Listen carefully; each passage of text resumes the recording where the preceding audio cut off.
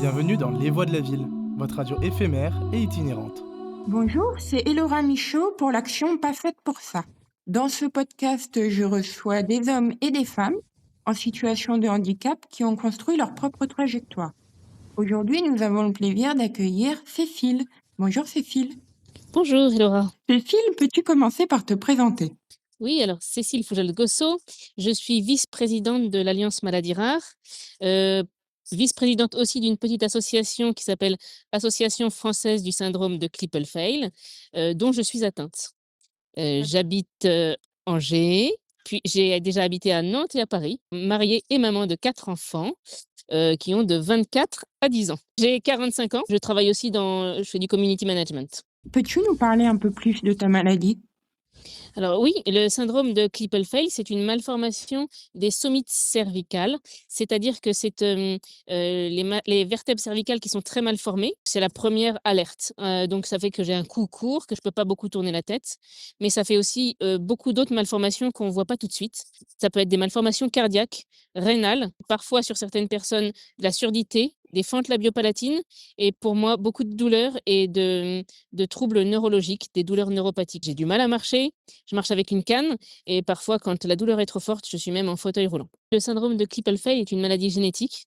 Maintenant, on a fait mon génome et on ne sait pas très bien sur quel gène porte l'atteinte. Donc, c'est encore en cours de recherche. Et alors, comment ça se passe pour toi au quotidien avec tes handicaps? Alors, pour moi, au quotidien, c'est un peu au jour le jour. Chaque matin me révèle son lot de surprises. C'est-à-dire que parfois, le matin, tout va bien, j'ai pas trop mal, je souffre pas trop, j'arrive à bouger. Parfois, d'autres matins, eh ben, je dois ralentir et je peux plus bouger, je peux pas me lever de mon lit. Donc, j'ai souvent mon mari qui m'aide ou mes enfants. Et dans ta vie professionnelle, comment ça se passe aujourd'hui? Alors, dans ma vie professionnelle, j'ai dû l'adapter, parce que je suis assez battante. J'ai commencé à faire des études d'infirmière et ça me plaisait beaucoup, c'était ma passion et j'ai vu que je pouvais pas finalement, exercer cette profession, c'était trop dur au quotidien. Donc j'ai fait du secrétariat médical, ça m'a bien plu, mais j'ai eu d'autres opérations. J'ai eu une quinzaine d'opérations pour cette pathologie et du coup, j'ai dû ralentir et donc j'ai dû un peu changer de métier. J'ai fait, du community management et je m'occupais aussi du service client d'une, petite boîte, dynamique de chaussures et après cela, je me suis dit: «Bah, pourquoi pas être community manager et monter ma société?» Et donc j'ai monté ma société. C'est une petite société, mais ça me permet de travailler à mon rythme, de lever le «pied» entre guillemets, les jours où je peux pas trop bouger et puis, être plus dynamique les jours où ça va un peu mieux. Est-ce que tu peux nous en dire un peu plus sur ta société?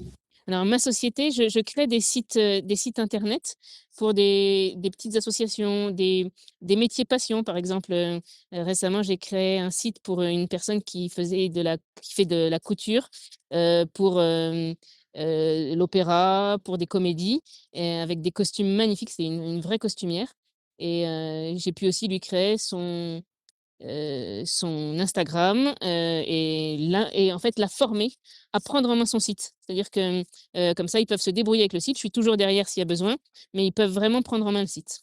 J'ai fait ça aussi pour une école, pour des gîtes, pour des magasins de bijoux, des restaurants et voilà, ça me permet d'équilibrer un peu, le travail et la santé. Cécile, tu es également vice-présidente de l'Alliance des maladies rares. Est-ce que tu peux nous en parler un peu plus?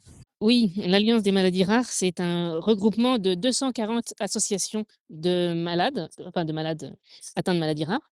Mmh. Et cette association est vraiment heu, une association qui m'a permis, de m'épanouir. C'est-à-dire que cette association a été créée par, des parents et des malades pour que, les associations de malades puissent se retrouver, puissent être formées, puissent avoir un plaidoyer. Et moi, quand j'ai créé l'association française du syndrome de Klippel-Feil, et ben, j'étais toute seule pour la créer.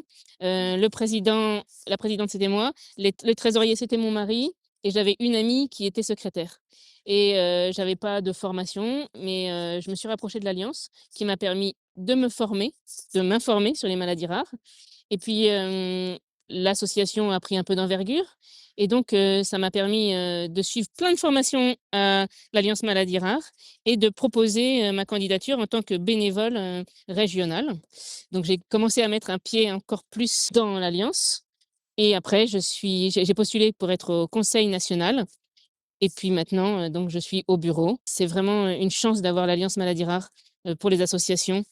Ça permet vraiment, de ne pas se sentir seul déjà, parce que quand on a une maladie rare, D'accord. généralement, on est très seul Mmh. et de rencontrer plein de gens formidables, de pouvoir discuter, échanger et de pouvoir avancer en tant qu'association, pour pouvoir, pouvoir aller vers la recherche, pour pouvoir faire connaître, notre maladie, pour avoir un protocole national de diagnostic et de soins, pour, aider, les filières et les centres de référence à faire de l'éducation thérapeutique du patient et donc voilà, l'Alliance Maladies Rares, ça a été vraiment la grande chance, pour, ma petite association de grandir et de s'affirmer.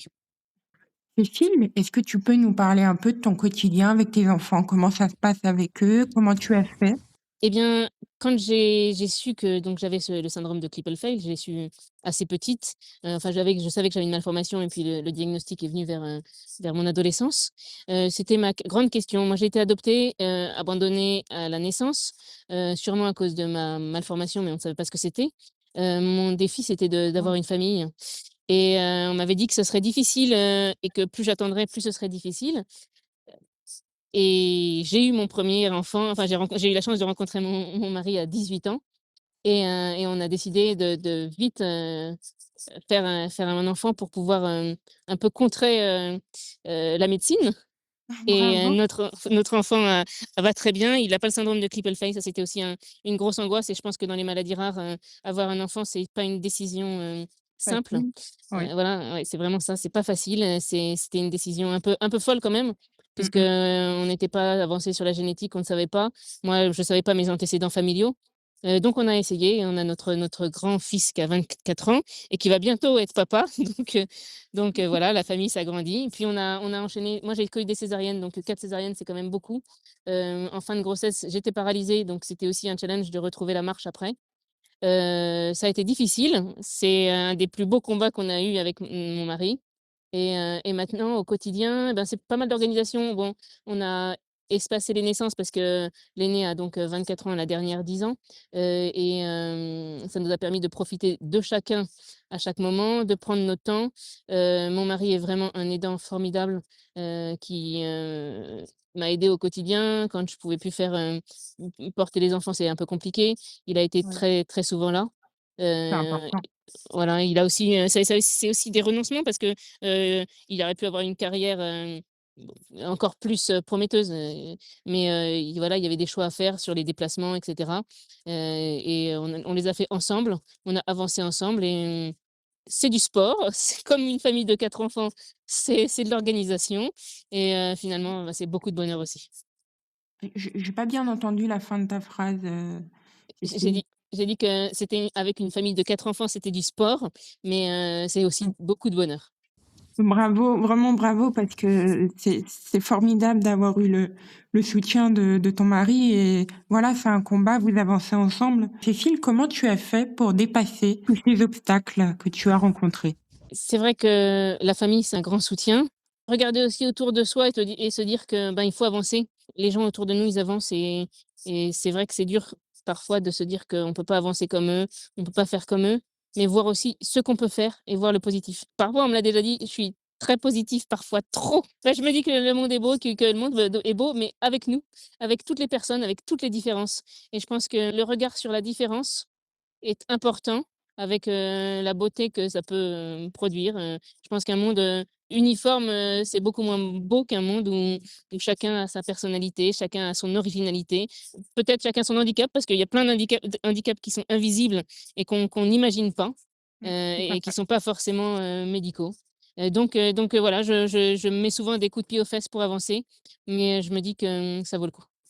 Aujourd'hui, Cécile, est-ce que tu es épanouie dans ta vie d'une manière générale? Oui, franchement, je suis fière de moi. Je pensais pas en arriver, là. Je pensais pas avoir 4 enfants, je pensais pas que j'en serais capable, je pensais pas que je pourrais, être vice-présidente de l'Alliance Maladies Rares, mais je pense que chacun doit apporter sa pierre à l'édifice et je suis assez fière de moi. Après on peut toujours mieux faire, mais déjà partir comme ça, c'est déjà bien. On est très fiers également, Cécile, hein, de t'écouter et que tu contribues à ce podcast. Bah, merci beaucoup. Je suis aussi très contente de pouvoir, participer, et c'est vrai qu'il faut montrer des témoignages comme ça pour dire aux personnes qui sont parfois seules, parfois dans la douleur, parfois isolées que, bah, il y a des beaux chemins et qu'il faut Ouais. toujours, aller vers le positif. Et qu'il faut pas se sous-estimer parce que je pense que même handicap ou pas handicap, on a beaucoup de ressources en soi. Tout à fait. On est capable de beaucoup de choses. Mmh. Et Cécile, pour, clôturer cette interview, tu souhaites, laisser un conseil, un ou plusieurs conseils à toutes les personnes qui écouteraient ton podcast? J'aimerais bien laisser comme conseil déjà aux jeunes que, quasiment tout est possible. Il faut pas se laisser arrêter. J'ai beaucoup de jeunes, des personnes atteintes de maladies rares qui souffrent en ce moment, du regard des autres, du jugement, d'exclusion et je leur dirais que, je sais que c'est pas facile, les moqueries sont tellement plus simples, mais qu'il faut tenir le coup, s'entourer des bonnes personnes et ne pas leur donner raison. Aller de l'avant. Merci beaucoup, Cécile, pour, ce Je vous beau en prie. témoignage. Je Hem, vous en Merci d'avoir écouté Cécile. C'est Elora Michaud pour l'action Pas faite pour ça.